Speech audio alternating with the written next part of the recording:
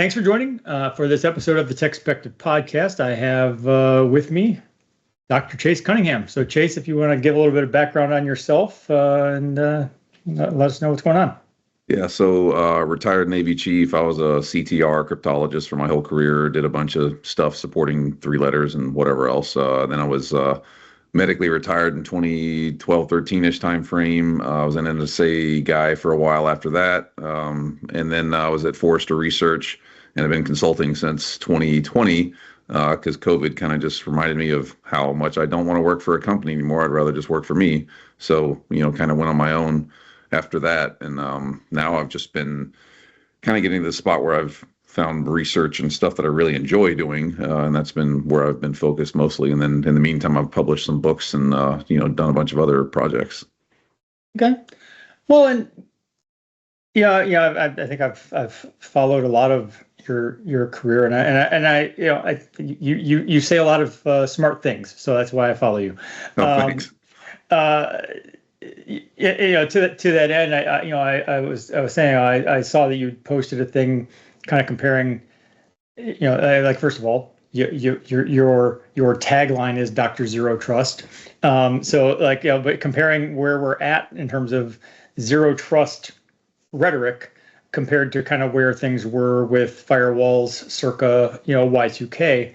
And that, I think it's very interesting and I think indicates a kind of a broader, I think we can all agree issue with cybersecurity in general, which is the gap between checking a box and feeling good about security versus actually being secure. And I think a parallel for me would be TSA. Like Bruce Schneier's been calling that security theater since it came out. And it's like, it's not fundamentally making anything any safer, honestly. It's a thing that we do. It makes us feel like at least someone's doing something, and we all pat each other on the back and say, all right, we're more secure. But I have on many occasions gotten through TSA, not intentionally, but just with things in my bag. Like I'll get to my gate and be like, oh shit, I left that in my backpack, and like they totally didn't catch that. So that doesn't leave you with a great feeling about their odds of success. And I've also always thought it was funny that if you have like a bottle of water and they'll say, well, you can't have this, we're going to throw this away. And I'm like, well, let me get this straight. You think that could potentially be an explosive, and so your solution is to put it in the trash can next to you. Well, with a bunch of other potential explosives. But then again, it's always like, hey, maybe Darwin does its thing and it solves a problem if that does go off. Right. But I think that right there is it's like all the evidence you need that it's security theater. It's like, they don't honestly believe that the things in your bag are a threat. If they thought they were a threat, they wouldn't throw them away in the trash can right next to them. They would put them in some sort of like explosive containment unit. Well, I flew not too long ago, and I had I think it was a 3.3 or 2.23 round that was like a keychain deal. So obviously there's no gunpowder in it, whatever else. And my wife had 10-inch knitting needles. Now they made me dispose of the empty shell that had no gunpowder and was essentially just a little piece of metal because it was ammunition. But they let her walk on board with 10-inch knitting needles, and I was like, I sure, I get it, but that's way more dangerous than what I got. Right. Well, and so I guess bringing it back though, like when it comes to zero trust, one of the things that stood out to me in your post on LinkedIn is talking about how so many vendors out there are positioning things like they're selling you zero trust in a box. Well, it's cyber fat pills. It's the same stuff that happens, January 1 with all the gyms. Like I go to the gym pretty religiously year round, and it's I have a friend now who's a personal trainer at the gym, and he's like, look, we call 15th of February, we call it quit day, because everybody will be here for the first 6 weeks and then they quit. And it's like, yeah, you've been a lazy sack of crap for 35 years. You're going to go to the gym for 6 weeks and you expect to, be a CrossFit model. It's like that ain't how it works, man. And you can take all the steroids or pills or God knows what else, but like you still got to do the work. Right. Well, and I've also seen it. So, like, more recently, I've worked with a couple different companies that were focused on the exposure management side. And then Gartner came out in 2022 with the continuous threat exposure management, and Gartner was very specific in their paper of this is it's a strategy, it's a process, it's not a thing you can buy.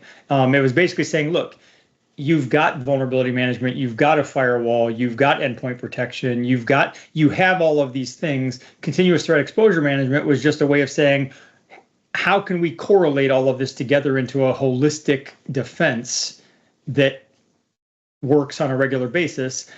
But immediately everyone's like, buy our CTEM product.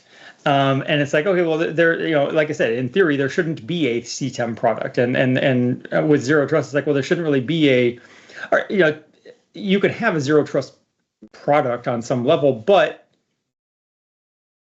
and again, this is in your post, which I'll link to this when I publish the podcast. But the idea that it's not a product, like even if you could buy a product, it's like there are too many subjective. Okay, well, what does trust mean for you? And who do you trust? What do you trust? And so all of those things make it where it's like, all right, well, there is no out of the box solution that's going to solve that for you. There's no magic pill. Yeah, but I mean, and it's funny to me when like folks will get on the Gartner, SASE, zero trust, whatever, blah, blah, blah. And I was a Forrester analyst. Like I know the game because I was in the game, right? So folks will talk about that. And I just sit there and go, are you aware that Gartner and some of these analyst firms essentially sit around coming up with terms so that they appear smarter to the rest of the market so that you have to go talk to them? It's not because they actually are literally in the trenches doing the work and they thought about, oh, CTEM is blah, blah, blah. They were like, how do we commoditize and make money off of a concept that we can put 3 letters around? I'm sure. Well, I have actually 2 points on that. Number one is what you just said reminds me of my philosophy when it comes to a lot of the medical and legal establishment, where it's like they're doing things that are normal things that anyone could do. And I'm not taking anything away from, like, there are doctors that do great things, but they intentionally use language that's like proprietary language. So it's like you don't have a bruise, you have a subdural hematoma. You don't have a cut, you have a laceration. And it's like, and just by writing laceration instead of scratch, that justifies the $250 you got to pay them. So it's like, and lawyers are the same. Like the phraseology, the terminology that's used in a legal brief or whatever, and it's like it's all just a fancy way of justifying the expense. I mean, this is strategy is what it is. Right. Like that's what I like trying. It boggles my mind because we have an entire sector of the market for cyber that is, I mean, built to do nothing but do research and publish on what the adversary does, right? They put out these reports, Mandy and M-Trends, and Gartner and Forrester and the Verizon DBIR and all those. And it literally tells you, and you could take all those things and throw them in your own LLM and compare them, which is what I do. And it'll come back and tell you what the trends and what the realities are and whatever else. And then people sit around going like, well, gosh, I wonder what we do to solve this problem. Like, look, dipshit, you've got it. It's right there in black and white. I don't know how this can be complicated. If users and passwords are 90% of the problem space, guess what you should solve for? You know, you don't go off and buy the next super cool XDR ninja thing. You go, everyone's going to use MFA, whether you like it or not, or we're going to use passkeys. Yeah. Well, and the other point I was going to make when you're talking about Gartner and Forrester and those guys is like, again, I mean, there's some value there, I'm sure, but to your point, I think they do sit around and there is a, like, we think, or the general population thinks, oh, well, this, they have really smart analysts, and then this is what they've come up with, and they're defining the market. And it's like, in the back of my mind, I'm like, or was it the Gartner marketing department that said, hey, we're not generating enough revenue from our existing magic quadrants. We need to invent a new magic quadrant. Shocker, right? Yeah, like, there we go. I mean, you could look at a company like G2, right? G2, they have entire sectors of their ontology that's all built around security and whatever else. You know how many people they have at G2 that actually have done security work? Like at the entire company, you want to guess the number? But you're going to go there and you're going to look at their stuff and potentially buy software based on their analysis of what's going on. And yeah, you could argue that they're a little more user-y because it's kind of like Yelp for software, which, okay, fair. But I mean, the truth of the matter is, like, people should take more ownership of this thing. And it's your system, it's your infrastructure. No one, just like I when I do workshops, I remind people all the time, and like, your health relates really well to the space. I go to a doctor because they are professionally educated and they're trained and they understand some new nuances that I don't get or whatever else. And they can come up with a prescription and a plan and whatever. But ultimately, it requires me, the person, to do the work and to understand why I'm doing it and what the benefits I should expect of it are. If I'm just beholden on, like you said, the pharma and the doctor people to fix me physically, like you said, they make money off of selling you medicine. So guess what they're going to do? Yeah, many years ago, like probably around late 90s. I forget who it was. Brian Tracy? No, I don't know. Someone wrote a book that was talking about, and it went around as kind of like a conspiracy theory sort of book that would basically talked about how, like, well, yeah, the medical establishment has a vested interest in keeping you in the cycle of needing medication. They don't have there's no vested interest in solving the problem for you. And that's a different thing. But I think that goes back to the analogy you kind of started with the gym, which is people will buy the fat pill. They'll buy the hot new, whatever fitness trend, the Taibos of the world and stuff, and say, okay, well, this is going to fix me. And what we all know, and even the people who buy those things know in their heart, is that diet and exercise consistently are still going to be the solution. Is Taibo going to do it? Hey, Taibo is probably great. Like it's cardio. I'm not saying you can't make progress with Taibo, but you have to actually do the Taibo. You have to actually show up every day and do it. And you can't do the Taibo while also eating 2 cheesecakes. It's like, in the end, we know the diet and exercise is the solution. And from a security perspective, that, like you just pointed out, is also true. Like blocking and tackling the basics, like it, and I mean, we also have a problem in the space too, where we've created like a giant sector of the market that's trying to fix people. And it's like, have you ever met a person? Like, people suck. I can't fix them. So why would I try to, like, and it's asinine to me, because you're sitting there going, I have a market where there's billions of dollars in technical controls that I could apply to fix this problem. Or I could try and apply something to a human that's been sucked since the dawn of time and say, like, well, maybe this will work. Like, no, that's not smart. Yeah. Well, yeah.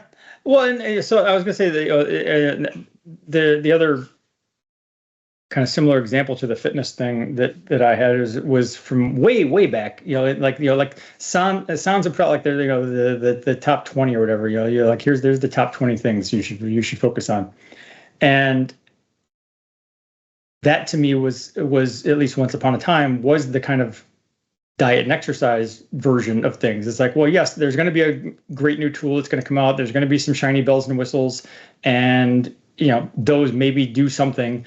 But in the end, if you just did these 20 things, if you just did these best practices, that will solve 80% of your problem. Like the Pareto principle. Like you get 80% of the way there by just doing the basics. Like it doesn't take a magic pill.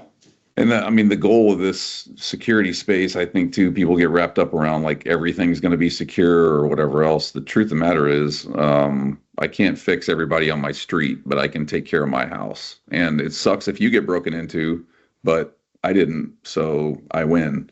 And that's kind of like the The other side of it is that I think we've got too many people that are thinking along the lines of like collective security functionality. That's not going to happen.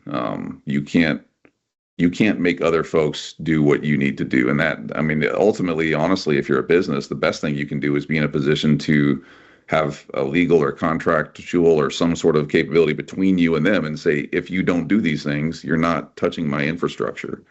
Um, just, I mean, if you go back to COVID, right? Everybody that was, if you had somebody at your house that was sick with COVID, you're not coming over to my house. So, Right. because I don't want you infecting everyone potentially. Maybe they won't, maybe they will, but the whole premise of my default deny policy was nope, not right now. Yeah. Yeah. Well, and this is a very cynical take on security, overall, but like the things that we do that are, all, whether it's firewalls and endpoint protection and all the things that we do for security, I'm not saying they don't work. I mean, on some level they work, they do something, but in the end, you're still not invulnerable. There is no invulnerable protection, and so it's all just kind of a probabilities and odds game. And like and organizations, you feel good being able to check the box and say, okay, well, I passed the compliance audit. I'm good with SOX and HIPAA and PCI, and I've checked all the boxes. It doesn't mean you can't get breached. You're gonna get, I mean, the breach. That's one thing I think in ZT that we talk really heavily about, because I do the workshops with boards all the time. Is they're like, well, we moved to zero trust. It means we'll never get compromised. I'm like, nope.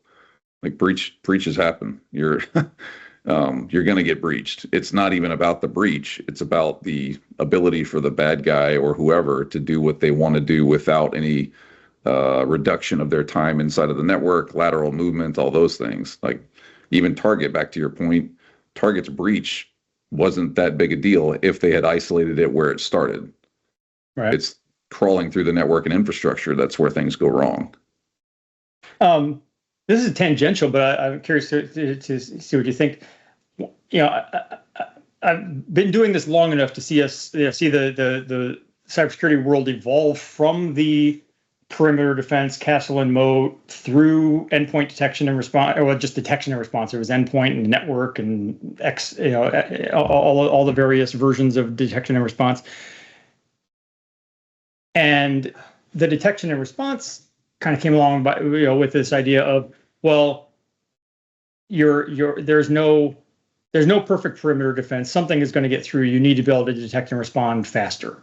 Like it basically was we'll assume you're breached. How do we deal with that? And that made sense on some level. But then fast forward, and I feel like then the detection and response side, came to like, okay, well, now we've kind of moved on to everyone talking about resilience, and so it's like I think both of those things are like you want a perimeter defense to the extent that you can have one, whatever you define the perimeter as. If you can block it, by all means, do so. But you also should have the ability to detect and respond and prevent lateral movement. And in the end, what it really comes down to is just, can you contain the attack and continue doing business?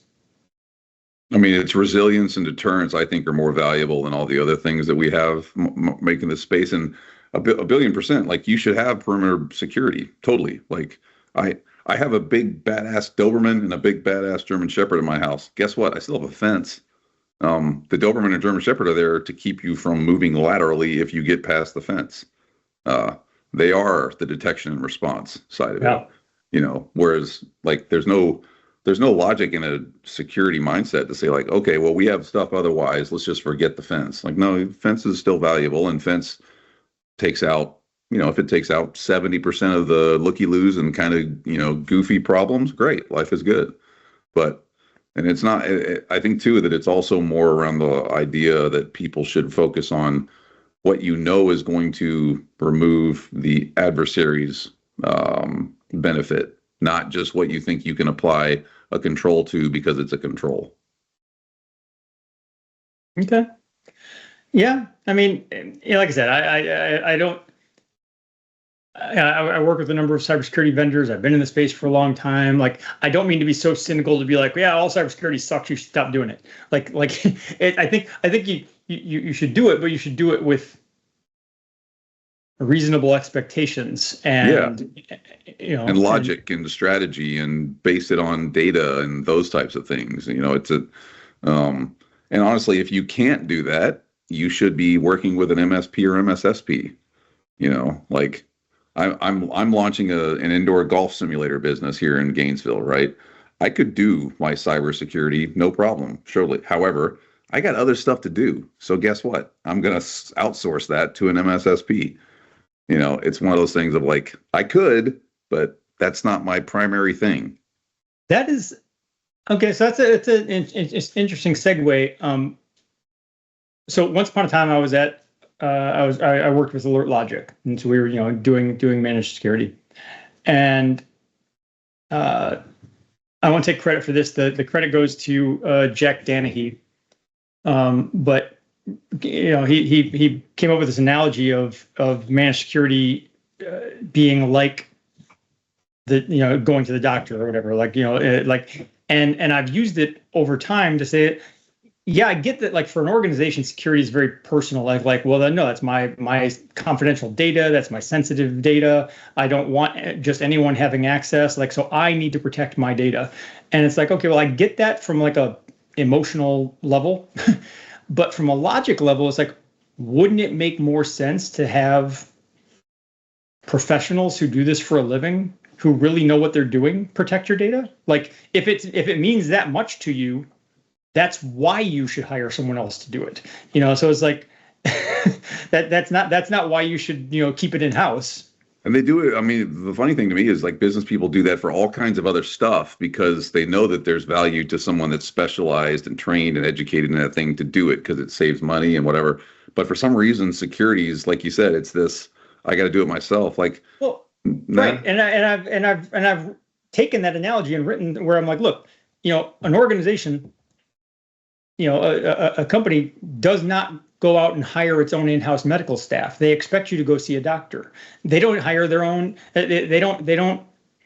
Most enterprises don't mow their own lawn. They outsource that to landscapers. They don't empty their trash cans and vacuum the floors. They outsource that to a janitorial service. It's like, and the thing is, the janitorial service is really good at that, and they have the right tools. They've got the vacuums. They've got that. They have a process. They know how to do that thing, and the doctors know how to do that thing. And so, like, everything that you take on yourself, all of a sudden becomes a thing that now you've got to dedicate time to try to be an expert in that. And there's no way you can be as expert as the people who do that for a living 24/7. No, I mean, it's like my small business, my consulting I do now, and then my golf thing. I have a lady that I've worked with for a couple of years that does the taxes and the books. And it's because I don't like taxes, I don't like doing books, and I don't want to go to jail. So guess what? She does all that stuff, and she's really awesome at it. And that's just the way that it's going to be. Could I use like some software and try and do it myself and be my own CFO and whatever? Sure. But is it a misery level that I don't need in my life? Absolutely. And would I rather pay for it? Yep. Yeah. All right, let's shift gears to your other passion, this the buy the breach. So let me set it up a little bit. But we see the headlines, the Target breach, the TJ Maxx breach, the Home Depot breach, the Sony breach, whatever, and at a logic level, at least once upon a time, there was this assumption of, oh, well, the company got breached, so that means no customers are going to trust them, none of their partners are going to trust them, their business is going to go down the tubes, and that's the last we're going to hear of them. And so and the stock would plummet. And the thing is, generally speaking, the stock does plummet. It does. I mean, plummet might be a strong word. The stock does decline as a result of a massive breach, but what you have noticed and put metrics to is that doesn't last long. And that's actually a really huge investing opportunity. Yeah, I mean, it's one of these things. It's almost like shorting a stock is very much kind of like water divining, right? If you're trying to short a stock, you're hoping that the stock is going to go sideways and a lot of bad things happen and whatever. Look at GameStop, et cetera. But by the breach side of it, I mean, I published the book. The book's got 10 years worth of research and all looking at the stocks. And then I just published my annual report on it. And I'm building an application to actually track all this stuff. But it's exceptionally formulaic. Like you see the breach, you get notified in the news, it hits the SEC Edgar database, which by law, they have to do that if they're a publicly traded company. As soon as that happens, there's a dip.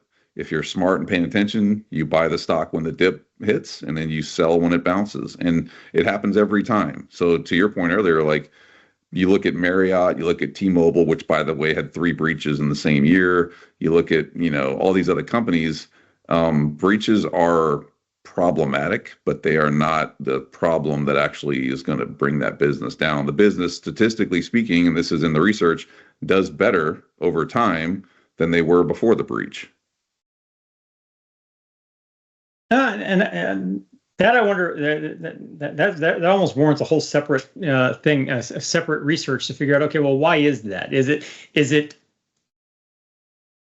I have 2 theories.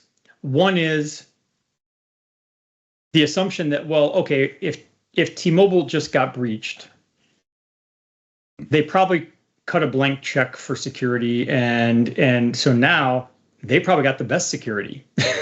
So if I'm looking for a place to be safe, T-Mobile's probably the best place, not the worst, because they just got breached. So that's one theory. The other is just there's no such thing as bad publicity. There, Exactly. you now you're in everyone's mind. So all of a sudden everyone's thinking T-Mobile, and it just kind of even subconsciously happens. Yeah, and then when people move on to the next thing so fast nowadays that it just doesn't stay in the psyche for very long. So, and then I mean the stock market obviously always is exceptionally volatile, but I mean I compare all the stuff that I've been doing to your typical hedge funds and things like that, and I mean the return is on mine has been over 22% for the last 3 years for doing nothing but that one methodology. And it's if you can find me a guy on Wall Street that can get you a 22% guaranteed return year over year, let me know, because I don't know where they are. But this method is. Yeah. No, I mean that is I mean for anyone who doesn't know, that's a very healthy, solid return. And what was the great CrowdStrike outage? Is that like it wasn't a breach per se, but does that fall into the same? Because the same logic applies. Like that would have been that day would have been a great day to buy CrowdStrike stock. Oh yeah, there's plenty of people I've talked to that were like, yeah, man, I made a bunch of money off CrowdStrike's blip. So it's when I say buy the breach, what I really kind of think you could apply it to your point broader to is when you see a company that has a notable, significant issue in technology or in kind of cyber related space, there's going to be a dip and a bounce. Now with CrowdStrike, that was pretty unique because it's pretty rare that a company manages to brick about 9 million machines with nothing but a software update. And that caused a big drop in their stock value. However, back to the point earlier, if you look at their stock value over the course of the last 2 years, they've done really, really well, even though they bricked the internet for a few days. Yeah. I mean, usually that's not how it works. Yeah, I mean, but it is. It's. You're the only one I've seen, talk about it as kind of like openly as you do, and with the book and the report and stuff. But it does make sense because I mean, without looking at the stock price, I just remember after things like the Target breach and the TJ Maxx breach, thinking there would be more of an impact, and realizing there wasn't. And I was looking at it not from the investing perspective, but looking at it from the what does this mean for cybersecurity perspective, and feeling like it sends a bad message because it basically says it doesn't really matter if you get breached. It's fine. And that's why, like, I think that that's something that a lot of the vendors should take away from, looking at that whole thing is like, don't peddle fear, uncertainty, and doubt as your value proposition because no one cares. Like no one's actually scared of it. If I'm a CISO at a Fortune 50 company, then yeah, I'm probably sweating bullets, but I've also probably got enough money in the bank and executive protection and insurance of my own that if things do go sideways, I'm not, broken, destitute. So, being concerned is probably fine, but being afraid, like no one is afraid of this stuff anymore. And consumer behavior, to your point, is not changing. Like people just go, oh, T-Mobile got breached again. Guess I get another friggin', incident monitoring thing. That's fun. Yeah, I don't even pay attention to those. I'm like, I think I probably have like 8 lifetimes worth of identity protection at this point. Yeah, but my identity is somehow still compromised. Well, that's the other thing is like I've been cynical for years about that, where I'm like, listen, the stuff that's immutable about me, or somewhat immutable, like my driver's, my social security number, my driver's license number, my home address, my birth date, whatever, that's already all out there. Like you can't protect that. It already exists on the dark web many times over. Yep. So it's like, that's why when I see something and it says a breach, it's like, okay, well, it was, first name, last name, address, and social security. So what? That's the 57th time this year that it's been compromised. Like, I don't even care. You come back and you say, oh, we got the formula for Coca-Cola. All right, that's a different story. Yeah. And I was gonna say, when you're talking about vendors peddling their stuff, like if they did go talk to like a CISO and they're like, well, hey, let us tell you how bad it's going to be if you get breached. If they were armed with some of this information, they could say, listen, here are my competitors who've been breached, and here's how their stock has gone and their revenue and stuff. So if anything, I'm kind of looking forward to the breach. It's the only time that you're going to get basically a blank check for budget to get everything that you wanted. So, it's not and that's, I wrote a report too that's out there that basically it was about what I call cyberflation, which was looking at the cost of things based on all these other things that have gone on in cyber. And it's crazy because people flip out if the consumer price index moves up into like double digits at all. Like that's crazy inflation. Cyberflation index for a decade plus has been almost a quarter, almost 25%. So like I stayed at NGM Resort this year because I had to go out there for Black Hat or whatever. The water that I bought or didn't even realize I was buying, I grabbed off of the mini bar, bottle of water was $26. And that's because they're pushing the cost of repaying the breach cost to me as the consumer. Yeah. Those companies, like, they're not stupid. That's what people forget is they're not dumb. They've cracked the code on how to do this. And when they say it's the cost of doing business, they're not messing with you. They'll just pass that cost on to something else, consumerism or, whoever else they can get to basically hold the bag. It will never, ever, ever be the company that sits there going, oh, we're going to make this right. Nah, that's just marketing. Yeah. Well, so on the one hand, that reminds me of the semi-infamous, when General Motors was being, sued for their cars exploding, and then it turned out that they knew about that, and then there was the smoking gun memo of they had already done a cost-benefit analysis to say, turns out that settling death suits is cheaper than a recall, and it's like, yeah, that underlies a problem, and there's a whole separate, and this is not a technical podcast, this is a whole separate podcast I need to start, of the kind of the ethics of capitalism. Like I get on the one hand that there's a fiduciary responsibility to maximize shareholder value, and mostly I'm fine with that. But there just needs to be a sort of caveat within the realm of the greater good kind of thing. Not being an evil bastard. Right. Like maximize shareholder value without being an asshole. Yeah, right. If there was only a way to put that into some companies' bylaws. Yeah. All right. Well, I think that was a good conversation. I think I'm pretty much done there. But I want to come back to this the indoor golf thing. It's been a long time. I mean, I did indoor golf before it was cool. So I mean, it's been 25 years. Oh yeah, you ain't seen nothing yet. Yeah. Since I did indoor golf, and that was like back when I was playing links on my computer, and literally the indoor golf was links. It was just links projected onto a screen. Yeah. And there is, and I don't know if yours is like a franchise or whatever, but there is a swing zone a couple miles from my house that's been there for a few years that I've been planning on going to. Yeah, ours is similar to that, but ours is it's all my monster. So there's no franchise there. It's all built, designed, and put in place by me. So which is cool because I get to pick all the tech that I want, and my wife's like, "You're spending a lot of money to go play golf every day." And I was like, "Yeah, so whatever."